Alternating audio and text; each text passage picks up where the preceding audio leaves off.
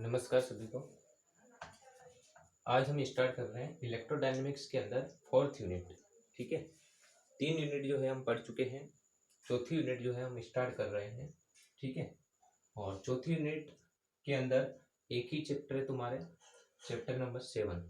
ठीक है, और वो है आपेक्षिकता का विशिष्ट सिद्धांत, स्पेशल थ्योरी ऑफ रिलेटिविटी। ठीक है, ये आपकी चौथी यूनिट है। ठीक है, तो बहुत ही अच्छा इंटरेस्टिंग जो है टॉपिक होने वाला है अपना, तो समझना इसको ध्यान से। सबसे पहले हम बात करेंगे आपेक्षिकता की। ठीक है, रिलेटिविटी क्या होती है, आपेक्षिकता, आपेक्षिकता रिलेटिविटी क्या होती है समझना इधर। ठीक है, इधर देखना। आपेक्षिकता का मतलब है किसी एक के सापेक्ष दूसरी वस्तु में कोई परिवर्तन होना। ठीक है, जैसे कि यहाँ पर हम बात करें, दो ऑब्जेक्ट है हमारे पास। ठीक है, एक ऑब्जेक्ट ये रहा और दूसरा ऑब्जेक्ट ये रहा। ठीक है, अब देखना इधर, ये फर्स्ट ऑब्जेक्ट है और ये सेकंड ऑब्जेक्ट है। अगर ये सेकंड ऑब्जेक्ट इस फर्स्ट ऑब्जेक्ट के रेस्पेक्ट में अगर अपनी पोजीशन को चेंज करता है, ठीक है, अपनी स्थिति को क्या करता है, परिवर्तित करता है, तो हम बोलेंगे ये जो ऑब्जेक्ट है वो इस ऑब्जेक्ट के रेस्पेक्ट में रिलेटिव है। क्या है, रिलेटिव है, सापेक्ष है, आपेक्षिक है, ऐसा हम कहेंगे। ठीक है, यानी कि मान लो कि ये ऑब्जेक्ट यहाँ पे रेस्ट में पड़ा हुआ है। ठीक है, और ये जो ऑब्जेक्ट है वो मूव कर रहा है आगे की तरफ। ठीक है, तो ये ऑब्जेक्ट जो है सेकंड वाला, वो अपनी पोजीशन को इसके रेस्पेक्ट में क्या कर रहा है, चेंज कर रहा है। ठीक है, तो हम कहेंगे ये वाला जो ऑब्जेक्ट है सेकंड वाला, वो इसके आपेक्षिक है, ऐसा बोलेंगे। आपेक्षिक गतिशील है, ऐसा बोलेंगे। मतलब ये वाला ऑब्जेक्ट इसके सापेक्ष गति कर रहा है, तो सापेक्ष गति करना ही क्या कहलाता है, आपेक्षिक कहलाता है। ठीक है, तो रिलेटिव का मतलब ये होता है। तो इसे हम जो है आपेक्षिकता कहते हैं। तो हम जब भी किसी ऑब्जेक्ट की पोजीशन में जब चेंज होता है तो उसे हम किसी एक पर्टिकुलर ऑब्जेक्ट या किसी पर्टिकुलर ओरिजिन के रेस्पेक्ट में देखते हैं। ठीक है, जैसे कि हम किसी बस स्टॉप से किसी दूसरे गांव की या किसी दूसरे जो है सिटी की डिस्टेंस देखते हैं, तो अपन बस स्टॉप से उसकी जो है डिस्टेंस कितना किलोमीटर है ऐसा मेजर करते हैं। तो वो बस स्टॉप जो पर्टिकुलर है वो क्या हो गया, एक ओरिजिन हो गया, जिसके रेस्पेक्ट में हम जो है दूसरी जो जगह है उसकी अपन क्या देखते हैं, डिस्टेंस देखते हैं। ठीक है, तो यहाँ पर एक जो है ऑब्जेक्ट ओरिजिन का काम कर रहा है, दूसरा ऑब्जेक्ट जो है वो मूव कर रहा है, और इसकी पोजीशन हम इस फर्स्ट वाले ऑब्जेक्ट के रेस्पेक्ट में देख रहे हैं। ठीक है, अब आगे देखना, आगे देखना यहाँ पे पहला पॉइंट हमारा आता है यहाँ पे निर्देश तंत्र। ठीक है, क्या है ये, निर्देश तंत्र। ठीक है, जिसको हम फ्रेम ऑफ रेफरेंस कहेंगे, फ्रेम ऑफ रेफरेंस। ठीक है, निर्देश तंत्र क्या होता है, तो निर्देश तंत्र जो है वह एक ऐसा सिस्टम है, ठीक है, एक ऐसा निकाय है, एक ऐसी जगह है जिसके सापेक्ष हम किसी वस्तु की पोजीशन, स्थिति को देखते हैं। ठीक है, या स्थिति को ज्ञात करते हैं। ठीक है, ऐसी जगह या ऐसा जो तंत्र है, सिस्टम है, उसे हम क्या कहेंगे, निर्देश तंत्र कहेंगे। ठीक है, तो एक ऐसा स्पेस या एक ऐसी जगह है जिसके सापेक्ष हम किसी वस्तु की स्थिति को बताते हैं, इंडिकेट करते हैं, निर्देशित करते हैं, ऐसी जगह को हम क्या बोलते हैं, निर्देश तंत्र कहते हैं। ठीक है, जैसे कि एक टीचर है और क्लास के अंदर बच्चों को पढ़ा रहा है, तो पूरा क्लासरूम बच्चे सहित जो टीचर है, ठीक है, वो पूरा एक निर्देश तंत्र कहलाता है, फ्रेम ऑफ रेफरेंस कहलाता है। ठीक है, हम किसी बस के अंदर सफर कर रहे हैं, तो बस और बस के अंदर बैठे हुए सभी यात्री वो सब मिलके एक फ्रेम ऑफ रेफरेंस बना रहे हैं, निर्देश तंत्र बना रहे हैं। ठीक है, ऐसे ही जैसे कि पृथ्वी है, तो पृथ्वी के ऊपर सभी वस्तुएं जो है, सभी तरह की जो है चीजें विद्यमान है, तो पृथ्वी खुद भी एक क्या है, फ्रेम ऑफ रेफरेंस है। तो फ्रेम ऑफ रेफरेंस का ये मीनिंग होता है।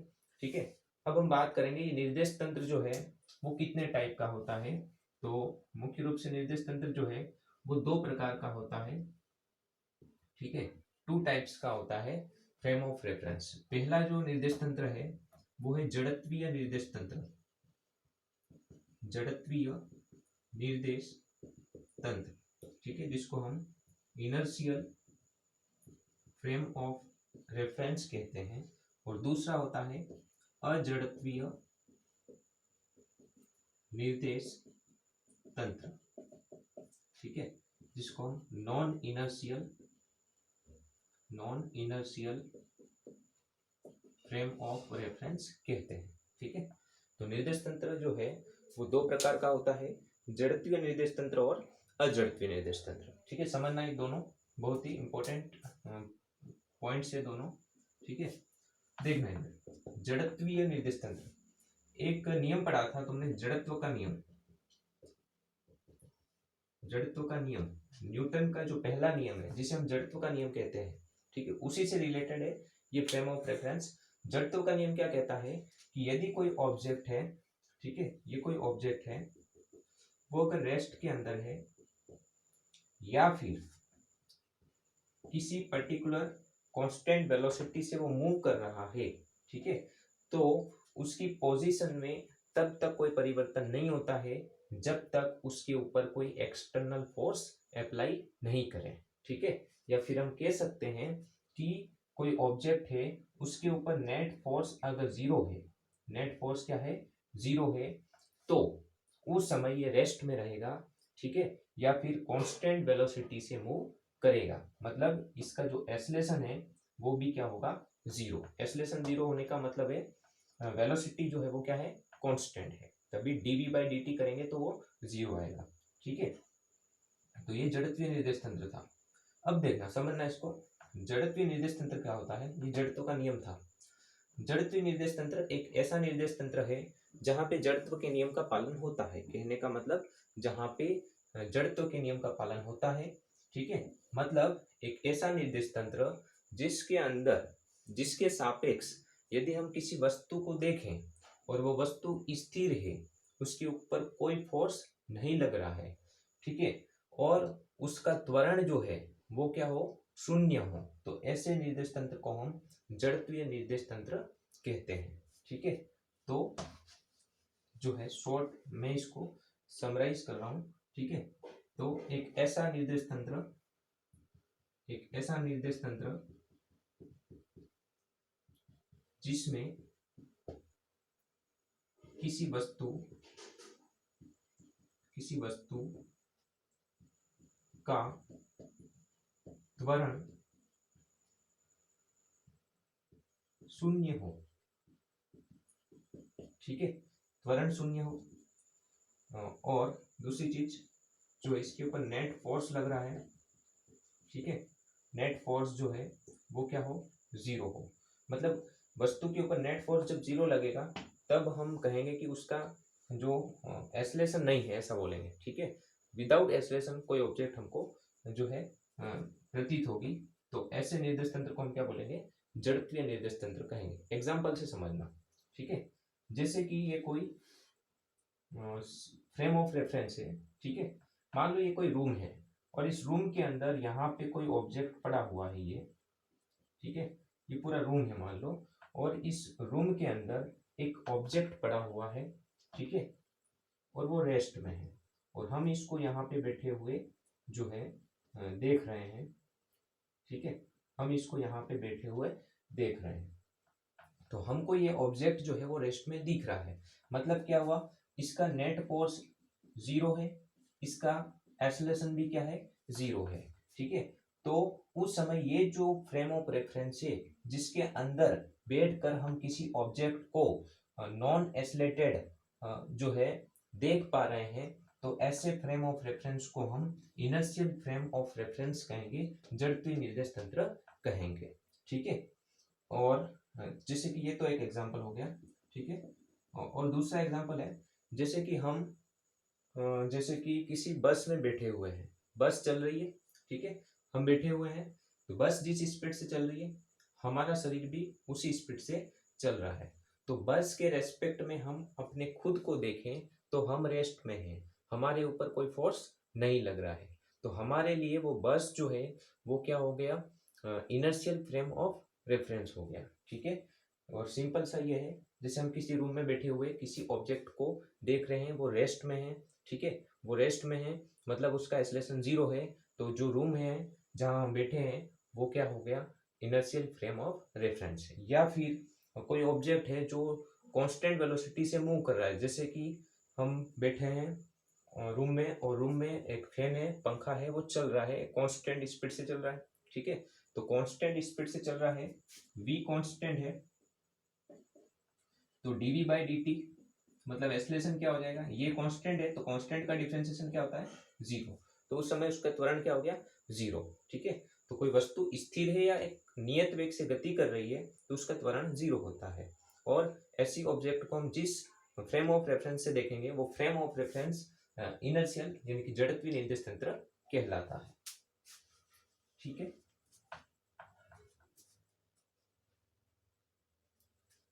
उसके बाद देखना है जो अपनी अर्थ है।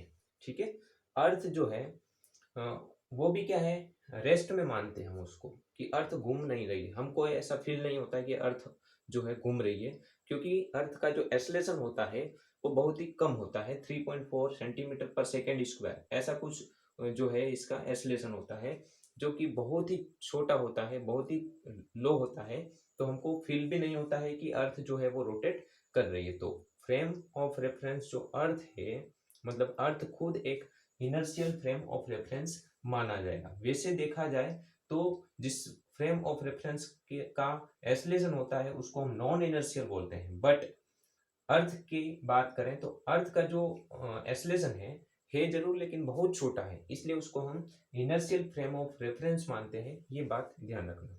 ठीक है, अब हम बात करते हैं अजड़त्वीय निर्देश तंत्र की। अब देखना अजड़त्वीय निर्देश तंत्र क्या होता है, तो एक ऐसा निर्देश तंत्र जिसके अंदर, ठीक है, निर्देश तंत्र जिसमें वस्तु पर कार्यरत बल 0 हो, फिर भी वस्तु जो है वो त्वरित प्रतीत हो।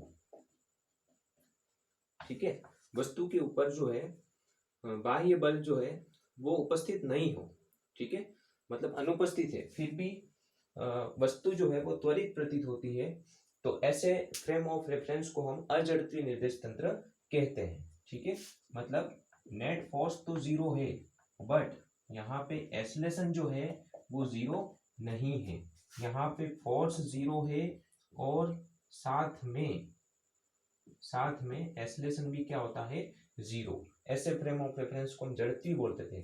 अब अजड़त्वीय निर्देश तंत्र में क्या है, जहाँ पे फोर्स तो ऑब्जेक्ट के ऊपर 0 रहता है, लेकिन हम जब ऑब्जेक्ट को देखेंगे तो हमको ऐसा लगेगा कि ऑब्जेक्ट जो है वो एक्सेलरेटेड है, मतलब वो चल रही है, वो किसी उसका वेलोसिटी बढ़ रही है या घट रहा है, ऐसा हमको फील होता है। ठीक है, तो ऐसे फ्रेम ऑफ रेफरेंस को हम क्या बोलेंगे, अजड़त्वीय निर्देश तंत्र कहेंगे, जिसका एक्सेलरेशन होता है, एक्सेलरेशन मतलब जिसकी वेलोसिटी जो है गति है वो समय के साथ में परिवर्तित हो। ठीक है, ऐसी वस्तु को हम त्वरित वस्तु कहते हैं। अब जैसे इसका एग्जांपल देखना, इसको एग्जांपल से समझना आसान रहेगा। ठीक है, जैसे कि जैसे हम किसी बस में चल रहे हैं, ठीक है, हम किसी बस में चल रहे हैं, हम अंदर बैठे हैं बस के अंदर, ठीक है, हम बस के अंदर बैठे हैं। अब देखना इधर, और बाहर यहाँ पे कोई पेड़ है, ठीक है, अब देखना इधर, हम किसी बस में बैठे हुए हैं, ठीक है, और बस से जब हम बाहर किसी पेड़ को देख रहे हैं तो हमें क्या लगता है कि जो पेड़ है साइड में रोड के किनारे वो भी हमारे साथ में चल रहा है, ऐसा हमको फील होता है। अपोजिट डायरेक्शन में वो जा रहा है, ऐसा हमको फील होता है। ठीक है, तो बस के अंदर बैठकर जब हम खिड़की से पेड़ को देखते हैं, रोड के किनारे वाले पेड़ को या किसी भी वस्तु को, ठीक है, किसी भी ऑब्जेक्ट को, जब हम देखते हैं तो हमें ऐसा लगता है कि वो वस्तु पीछे की तरफ जा रही है, ऐसा हमको प्रतीत होता है।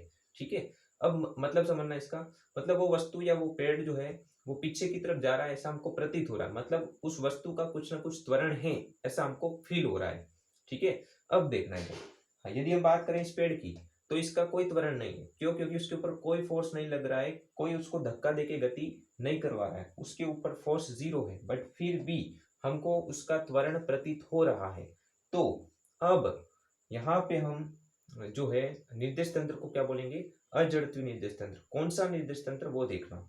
ये जो बस है, ये बस एक सिस्टम है, एक निर्देश तंत्र है। ठीक है, जिसके सापेक्ष हम इस बाहर वाले पेड़ को देख रहे हैं।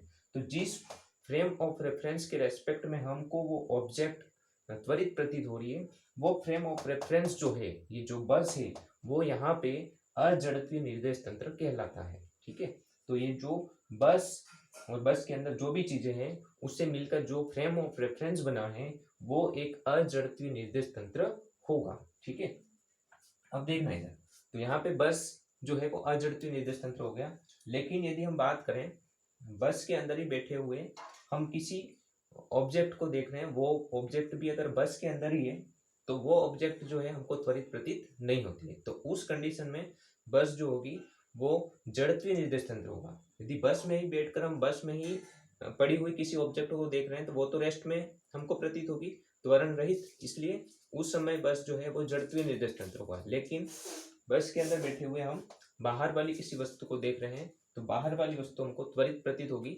उस समय हम बस को अजड़त्वीय निर्देश तंत्र मानेंगे। ठीक है, तो ऐसी सभी वस्तुएं या ऐसे सभी निर्देश तंत्र जिसके सापेक्ष हम किसी ऑब्जेक्ट को देखते हैं तो वो जो है त्वरित प्रतीत होता है, तो उस निर्देश तंत्र को हम अजड़त्वीय निर्देश तंत्र मानते हैं। ठीक है, तो सिंपल सा है, जिस निर्देश तंत्र का कुछ ना कुछ त्वरण होता है, ठीक है, उसे हम अजड़त्वीय निर्देश तंत्र मानेंगे।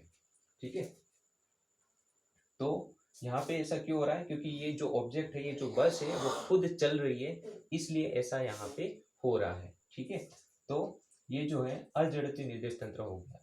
अगर ये रेस्ट में होती और फिर हम बाहर वाली वस्तु को देखते हैं तो ऐसा कुछ हमको प्रतीत नहीं होता। अब ये खुद, इसका खुद का त्वरण है, इसलिए ये ऐसा हो रहा है। तो वे सभी वस्तुएं जिसका कुछ त्वरण होता है वो अजड़त्वीय निर्देश तंत्र होती है। ठीक है, जैसे कि पृथ्वी, उसका एक त्वरण है तो वो एक अजड़त्वीय निर्देश तंत्र है, लेकिन फिर भी हम उसको जड़त्वीय मानते हैं क्योंकि पृथ्वी का जो त्वरण होता है बहुत ही छोटा होता है। ठीक है, ये बात ध्यान रखना। तो ये था अपना फ्रेम ऑफ रेफरेंस। ठीक है,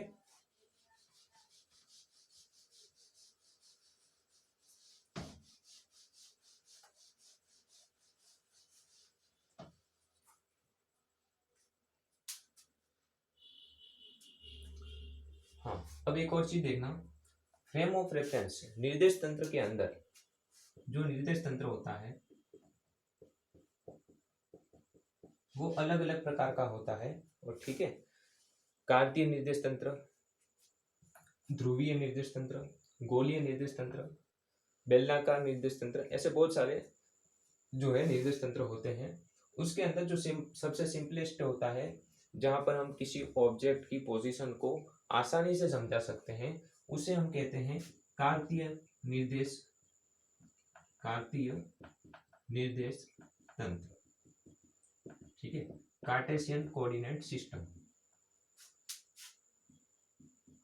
कार्टेशियन कोऑर्डिनेट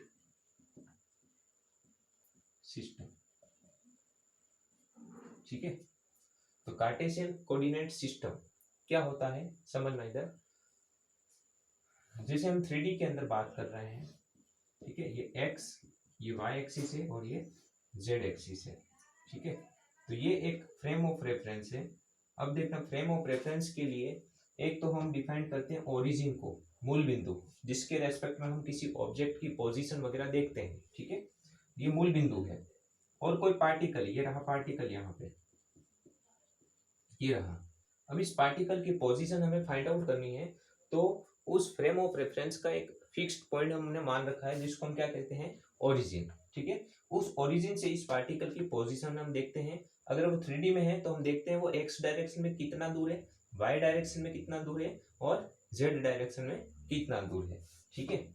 और उस पार्टिकल की पोजीशन हम लिखते हैं x comma y comma z से हम इसको डिनोटेड करते हैं। मतलब ये पार्टिकल ओरिजिन से एक्स डिस्टेंस के ऊपर है, एक्स दिशा में, वाई डायरेक्शन में वाई डिस्टेंस के ऊपर है और जेड डायरेक्शन में जेड जो है डिस्टेंस के ऊपर है। जैसे इसको हमने मान लिया कि 1, 1.5 और 2 ऐसा, तो एक्स दिशा में 1 सेंटीमीटर दूर है, वाई दिशा में 1.5, जेड दिशा में 2 सेंटीमीटर, ऐसा हम कुछ मान सकते हैं, ठीक है।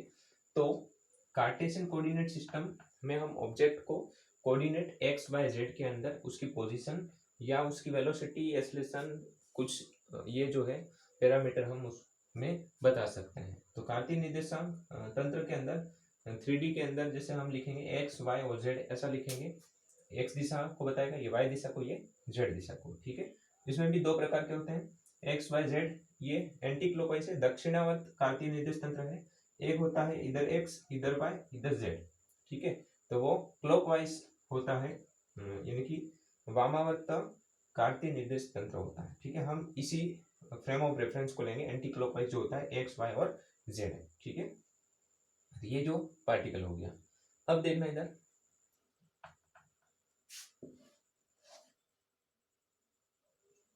जैसे 2D के अंदर किसी प्लेन के अंदर कोई पार्टिकल मूव कर रहा है, ठीक है, तो उस समय क्या होगा देखना इधर, जैसे यहीं पे बता देते हैं हम इसको, इधर देखना, ये ओरिजिन, कोई पार्टिकल है, पहले यहाँ पे था, बाद में चलता हुआ यहाँ पे चला गया, गति करता हुआ P2 पॉइंट के ऊपर चला गया, ठीक है।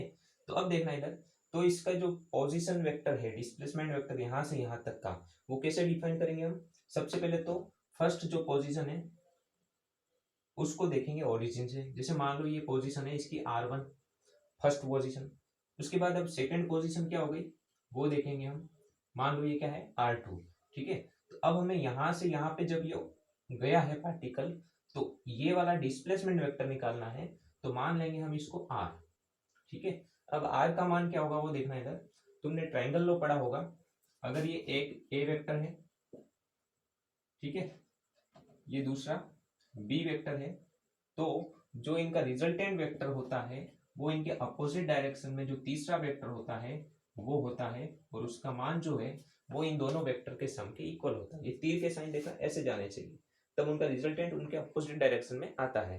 तो वैसे ही यहाँ पे हो रहा है, देखो एक वेक्टर इधर जा रहा है R1 प्लस दूसरा वेक्टर है R वेक्टर, ठीक है, इज इक्वल टू होगा, ये रिजल्टेंट क्या है R2, ऐसा हम बोल सकते हैं।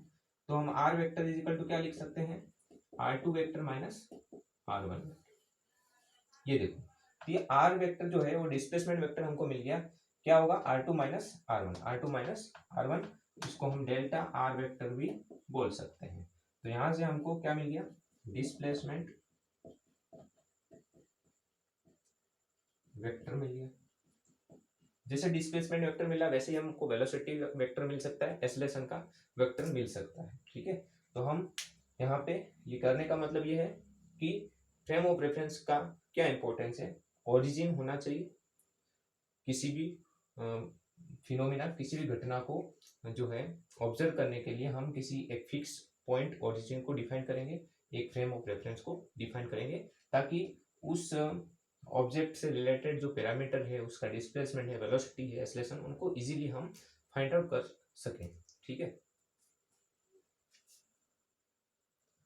तो इसके बाद जो है हम नेक्स्ट क्लास में पढ़ेंगे, ठीक है।